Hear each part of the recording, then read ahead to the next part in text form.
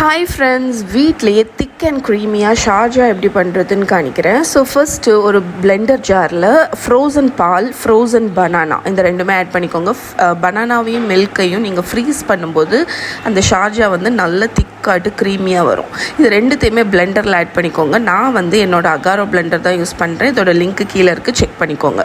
இப்போ இதில் வந்து நீங்கள் பூஸ்ட் இல்லைன்னா போன்விட்டா அதுக்கப்புறம் சுகர் இவ்வளவும் ஆட் பண்ணி மூடி போட்டு நல்ல ஒரு 30-40 செகண்ட்ஸ்க்கு நல்லா பிளெண்ட் பண்ணிங்கன்னா நம்மளோட திக் அண்ட் க்ரீமியான ஷார்ஜா ரெடி. இதை வந்து இமீடியட்டாக ஒரு கப்பில் சர்வ் பண்ணி மேலே கொஞ்சம் எக்ஸ்ட்ரா பூஸ்ட் இல்லைன்னா போன்விட்டா போட்டு சர்வ் பண்ணிங்கன்னா அவ்வளோ டேஸ்ட்டாக இருக்கும். இந்த சம்மருக்கு ஏற்ற ஒரு ட்ரிங்க்.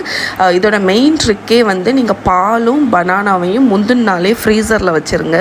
அது நல்லா வந்து கட்டியாட்டு ஃப்ரோசன் ஆகிடும். இது வந்து ஐஸ் க்யூப்ஸ் வந்து நீங்கள் ஆட் பண்ண தேவையில்லை. அதனால உங்களோட ஷார்ஜா வந்து நேச்சுரலாகவே ரொம்ப திக் அண்ட் க்ரீமியாக இருக்கும். இதை ஒரு தடவை ட்ரை பண்ணி பார்த்துட்டு எப்படி இருக்குன்னு சொல்லுங்கள். இதோட ரிட்டன் ரெசிபி கீழே டிஸ்கிரிப்ஷனில் இருக்குது, மறக்காமல் செக் பண்ணுங்கள்.